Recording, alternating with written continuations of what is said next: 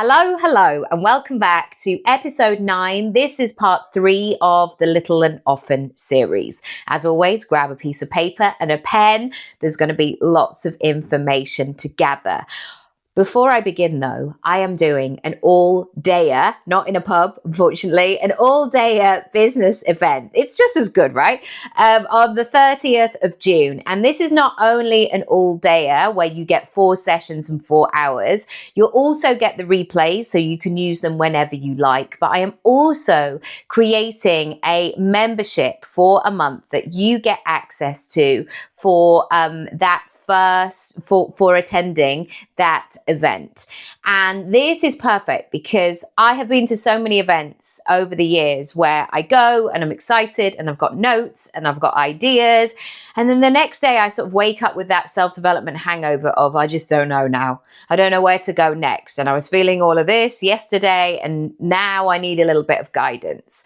So as soon as that group opens, you'll be able to be in there sharing ideas, asking your questions. I will be in there for the duration of July, and it will really get the second half of the year off to a really great start. And based on this series and I guess my methodology of Little and Often, July is usually that time where people are stepping back. People are maybe taking time off, or they're busy with schools or whatever it might be, or just outside more. And so I want to help you to still be able to make money in your business, to still have those inquiries and opportunities. So you're not just closing your business down for the summer, you're getting ahead and you're making stuff happen and it's feeling really great.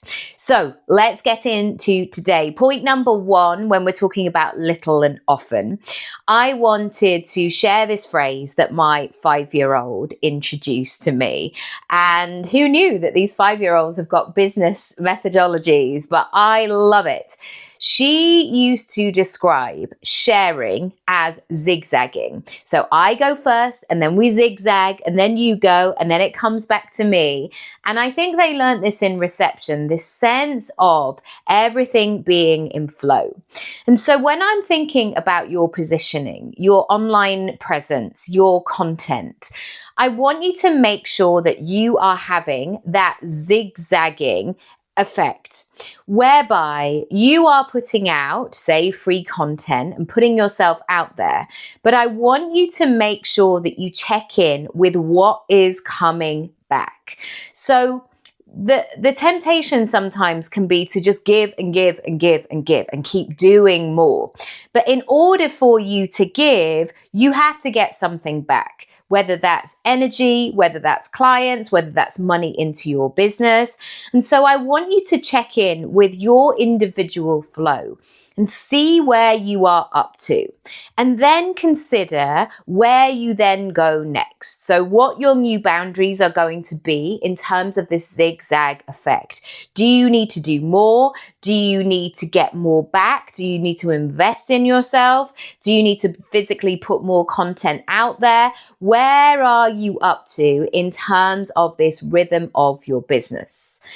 Number 2, people want to recommend you, and yet they may not necessarily be clear on who you are and what you do.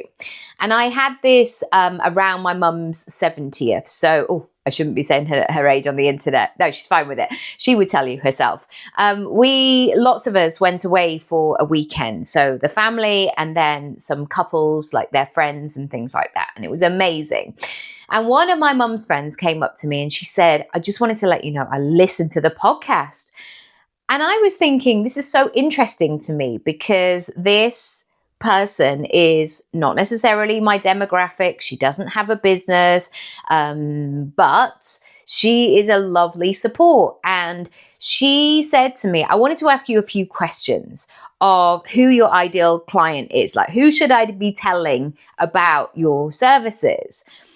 And I love that opportunity of really refining what that was.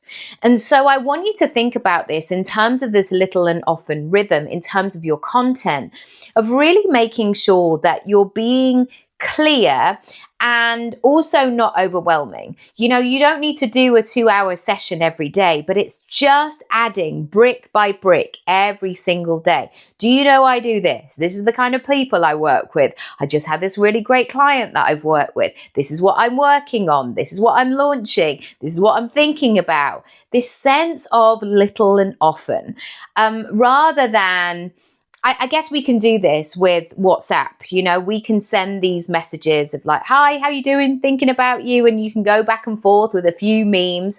And then, of course, there might be those times where you really sit down with your friend and you have it out and you have a big conversation and a lovely time and all of these things.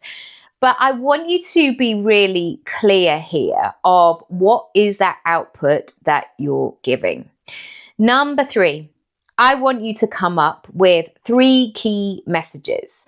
And so whatever happens, however busy you get, you've got things that you can play with.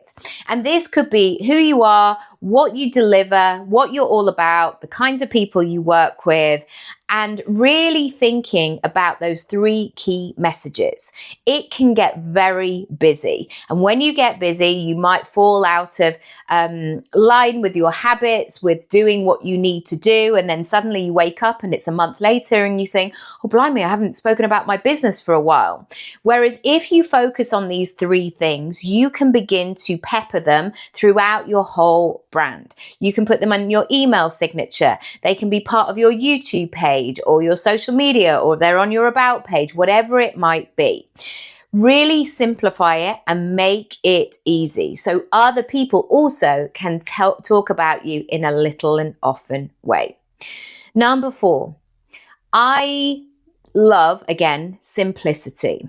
And I think this pressure to be on all platforms, doing all of the things, being ahead of the trends, using all the technology, having all these different strands to our business is incredibly difficult unless you have a huge team, unless you have many arms working on your behalf. If you are a solo person, it's really difficult to do all of those things.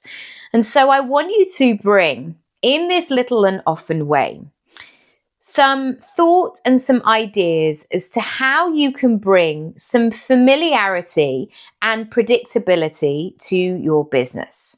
So take a soap opera, for example. They are not pretending that they are going to be anything but what they say they are. I actually don't know what days of the week, but I think Coronation Street used to be like Monday, Wednesday, Friday. And it was like, this is what we're going to do. We're committed to creating 3 episodes every single week, Monday, Wednesday, Friday, 7:30, I think it was. I mean, this is going back to the 90s, by the way. But that's what they were there to do. And they weren't saying, oh gosh, we might pop up at midday and just talk about it. And things have changed, obviously, since social media. And I'm sure they advertise and talk about their show in many different ways, and they do sneak peeks and behind the scenes and all sorts of stuff. But generally, that is the predictability. And that has built up that fan base, that connection, that affinity for all the years that it's been on, because it has been that constant.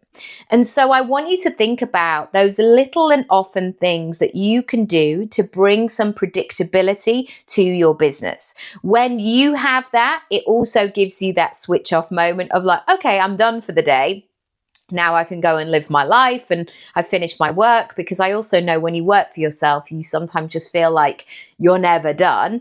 So you have that switch off time. But secondly, your people are going to look forward to when your thing lands. So have a think about what you could do in terms of incorporating that strategy. And finally, I want you to begin to position yourself for a bigger purpose. And It's so easy in our businesses, and I catch my clients doing it all the time. This thing of playing small. Well, I was going to do that, but it's not like anybody's going to notice if I don't. Or, I've just got to take a bit of time offline, but nobody's really watching anyway. Or I'm just doing a bit of this business on the side just to earn a little bit of extra money.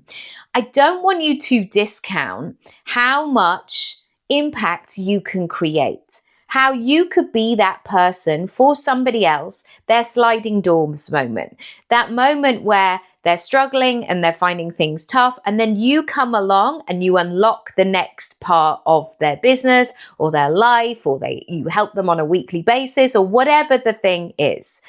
It's really important to raise your standards in a little and often way.